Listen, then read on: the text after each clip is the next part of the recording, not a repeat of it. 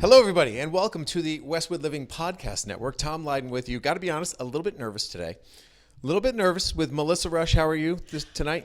I'm doing great, and you are doing great, Tom. Oh, well, as of like right this moment, I'm doing great. Like the first Always. 10 seconds of this podcast, Always. I'm doing great. You're always doing great. I get very nervous when I'm with a person who's just known to be quite funny. I don't necessarily know what direction you're going to take this in. Are you going to make fun of me? Are you going to point out some of my flaws? You've already put me a little bit at ease by giving me a compliment, so thank you very much. Yes, and you know, in comedy, you always punch up. You never punch down. Or if we're at the same level, you just punch straight across. But I would never do that to you. I appreciate you taking the time and being so considerate to not take advantage of me. For those of you who don't know who Melissa Rush is, that's why you're listening. I'm going to introduce you to this fine woman and share with you that, number one, she is quite funny and will be the comedian who's working with us next Thursday night, February the 8th at Neroli for the inaugural Galentine's Night Luxury Purse Bingo. Galentine's Luxury Purse. Oh, I didn't know that. Event. You came with singing, too. Oh, I don't even put that on my resume. Wow. I guess it's always good to surprise people. Karaoke, yes. Did you know that I'm good at calligraphy? Ooh, calligraphy. I thought you would never ask. That's a lie. I can do calligraphy. You can? I really can. Yeah, I used to have a calligraphy set. I need some help with the cards for... No, I'm just kidding. Yeah, no, I'll do that too. Place. I'll do the table settings for the event on February 8th. Be careful. I'll hand do them. Be careful what you volunteer for.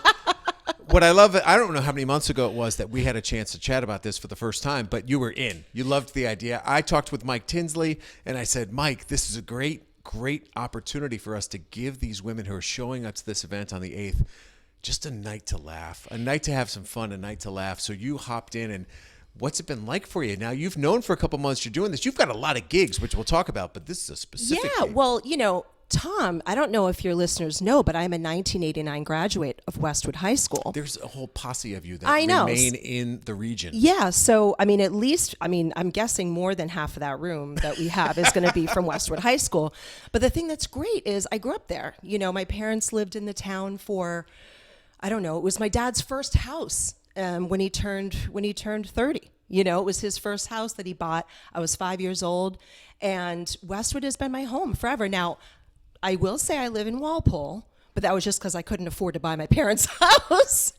You know, sometimes you got to cash out, right? Sometimes you take the money and run. They needed it for their retirement. Totally. And I was a newlywed young lady, but so the next town over is just as good. But I'm in Westwood all the time. Were there superlatives back in 1989? I think about those that I know from that class, and I try to think of to myself, what would Hanya have been, and what would Sandra have been, and what was Melissa? So come on, tell me what it was like back in the late 80s. You know, in the 80s, you know, I have a funny joke that I'll save for the event. But basically, it was a wild time. It was wild and carefree. But it was very, I would say, of my group of friends, people were very academic. You know, believe it or not, people were really smart, at least the close friends of mine that I had. And, you know, I think it had a lot to do with the families. You know, the parents were pillars of the community. The kids played sports or they were in drama club. I mean, it was just a lot like it is today. I mean, exactly like it is today, minus there was no internet, laptop, social media. People talk to one another. And it was really that beautiful town that every time I go back, it just reminds me, I mean, not to be, you know, a little morbid, but my parents are buried in Westwood Cemetery. God rest their soul. Went to St. Margaret Mary's for my first communion. I mean, Westwood is in my blood. Do you have a strategy when you start putting together a comedy set? What are you thinking about? You're going to have a room of 94 women. I think that's going to be a lot of fun. I mean, what's your strategy going in? Yeah, I mean, you know, one of the things about comedy that's great is you really have to express yourself and be authentic. You have to, if you're not willing to be your true self, then you're not going to survive, you know? And I think comedy is not for everyone. And the reason why I got into it much later in life is because it requires an extraordinary amount of confidence. And, you know, I think most comedians are either very depressed and sad or very confident or a little bit of both. So I don't know. I just felt like it was time for me to, you know, express myself. And like I said, Westwood, bringing it back, was a kind of a town that I just felt so connected to and comfortable. And my upbringing, to this day, I still talk about it. And people are amazed that I still have friends for literally over 40 years. Okay, so I have asked 2 direct questions that you didn't answer either of them. One of them was about the superlatives, and I have to hold you somewhat accountable. Like, do you remember? Like, were you the class clown? Were you the most likely to succeed? What were you back in '89? I was on the swim team. I was the only diver on the Westwood High School team. Most likely to swim the English Channel. Yeah, most likely to be Diana Nyad. No, but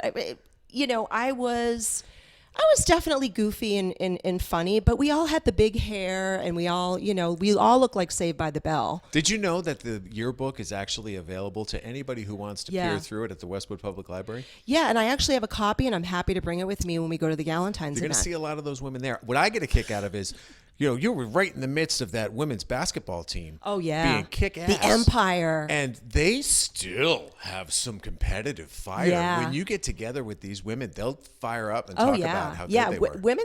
I loved the sports. The women's basketball, men's basketball, the football team.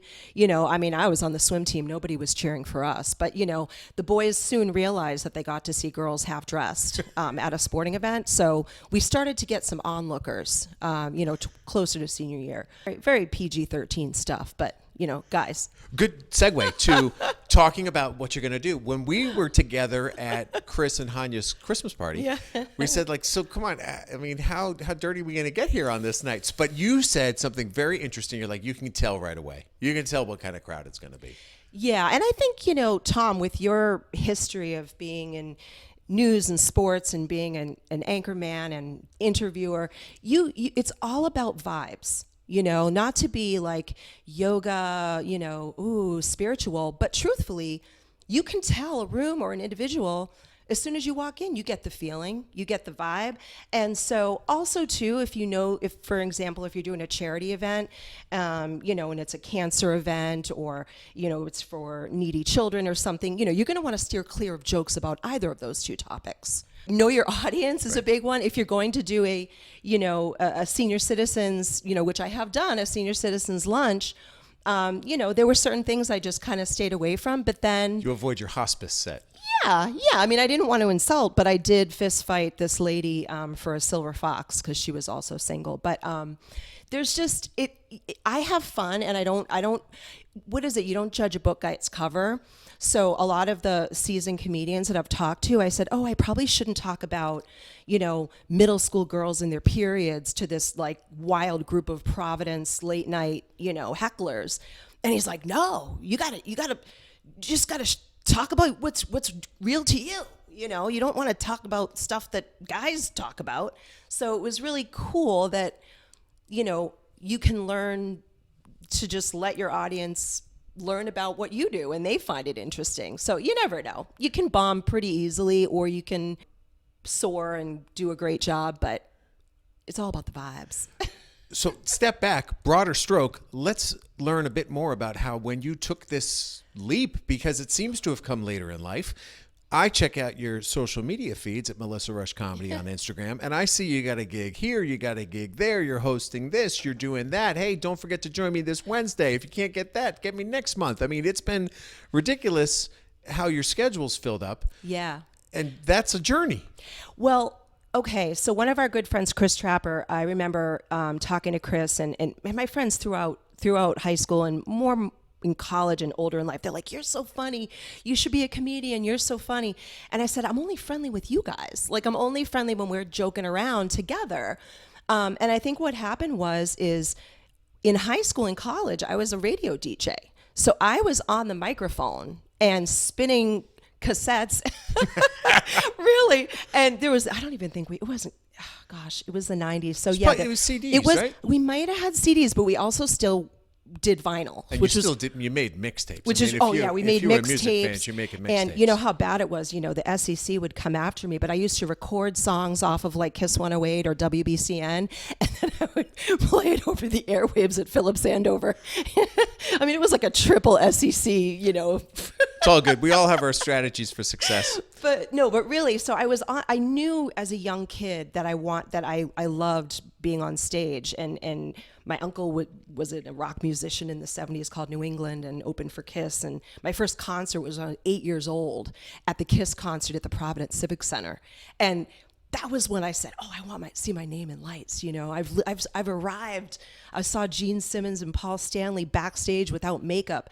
No one saw them without makeup until They got 30 tired of wearing years makeup. later. But incredible. So I always knew I wanted to do it. But my dad was very, very practical and was a businessman and wanted, me to go to college or business school or get an MBA or go to law school, and didn't want me to pursue entertainment or anything like that. I think he wanted me to succeed in life. But what he didn't realize is that, you can succeed in many ways. And unfortunately, he didn't get to see me do my comedy, but he knew that I did podcasts and stuff. But can I interject yes, real quickly? I could go on for too long. In that vein, it's weird when your parents die, and then all of a sudden you do something else. Because for me, that was truly the case with my dad. So dad knew me as a sports marketer, and then boom, 20 years of TV, passed away in 2020. And my mom was here for the birth of Westwood Living and everything that this has become, which has been such a gift to me. I love doing this and connecting people and interacting with business owners and doing things like this. So mom was there as we launched this and I was met part your of the sister journey. a couple times. I got a couple sisters. You've met Yep. Peggy. She'll Yep. be there on February 8th, in Good, fact. And I got Peggy. another sister, Patty. And I was driving around about a month ago. And just out of nowhere, I said, "Oh my God, my dad would have loved Westwood Living." And I hadn't thought of it. Yeah. Right? Isn't it weird? Like you start doing something else Yeah. and then you reflect on it. And you start thinking about your parents and you're like, man, he would have loved the parties. He would have Yeah, loved oh, the people. yeah. He would have loved the stories. He would Yeah. have loved the failed sales calls, like all of it. And so I only bring that up because I know you must be experiencing that too. It's like, damn it, I wished mom and dad were in the crowd. But you know what? I am a believer. They are here. They inspired you to do that stuff. I feel like I could be an evangelical, reverend, and they listen. But really, I think all of our whole lives have come to this moment, like everything we've experienced in life. And you asked me how I got into comedy so late. Well, I went through a divorce, and it's those changes in life, those pivots, those brick walls that turn into yellow brick roads. I mean, it's those changes and challenges that you have in life that helps you to discover something new. And those who don't make change during really difficult and hard times, kind of stay stagnant with death, with the death of my parents, with my divorce. These were huge, huge life-altering things that happened. But with the love and support of my friends, truly my high school friends from Westwood, not to be cheesy and get back to it, but really, like, those were the people who I leaned on, and my, dear friends in my neighborhood in Walpole too. But I just said, you know what? I'm going through a divorce. Guess what? I'm going to do stand-up comedy. I just am, finally. It was just one of those turning points in my life that I just said, if not now, when? Totally. So I did it. I love it. And I've had moments like that throughout my life. I mean, I quit a job when I was 27 years old that was lucrative and fun, working for the National Hockey League. I'm like, I'm going to go make 23 grand a year working in Allentown. What? Because it was a dream. Because it was something that if you didn't do it, you would have felt you were unfulfilled. Yeah. And now the beauty of being older, and I'm in my early 50s, barely just 50, but I don't care what anybody thinks anymore. I care. And I say that in a kind way. If I want to try something, or I like something, or I think something's cool, I'm just going to do it. Mm-hmm. Obviously, I'm going to have liked it from another friend, or been influenced through somebody. But I think it's taking chances is so brave, and it's just another phase of my life that I feel passionate about telling friends of mine. Go follow your dream. Like, don't. Go do that silly thing. Do that painting class that you want to do. And I know it sounds cliche, but that's how it was for me with comedy. It was, people are like, "Oh my God, how did you do that?" I said, I literally just walked into an open mic in Providence with one of my girlfriends and went on stage at like 10:30 at night. And I just did it. But I've always kind of been risky like that. Like, I've always kind of taken these kind of wild risks, like getting on a train from Germany to Italy by myself in a sleeper car. I mean, just fearless in a lot of ways. That was very random. It was very random. Yeah. I didn't expect that sentence to come out of your mouth. It reminds me of the time when I was cutting ice in Alaska with the Eskimos. No, and really, and we could do a podcast just about my adventures. I'm going to get just last top. We'll wrap it up by being, I don't know, funny, irreverent, but a serious thing I just want to touch on quickly with you, which you alluded to, because it's not something I necessarily struggle with. But I think that I've generally been a person who tries to please everybody. And just by nature of my job, it's like the more people who like me, the better, right? So you try to have, how am I going to get everybody to like me? Ironically, it's the people who create as many enemies as they do friends who are probably the most popular, but it's just not in my nature, right? So you talked about the concept of, I don't care what people think. And I don't know if I'm there yet. I really don't think I'm there. I'm really not there yet. I'm really not there. Of course I care. I'm a girl. I'm a mom. Of course I care. But how about this? My one that I took from a friend of mine, which I actually take to heart now. I'm like, okay, I guess that's reality. He had a great line. He goes, I'm not for everyone. Absolutely.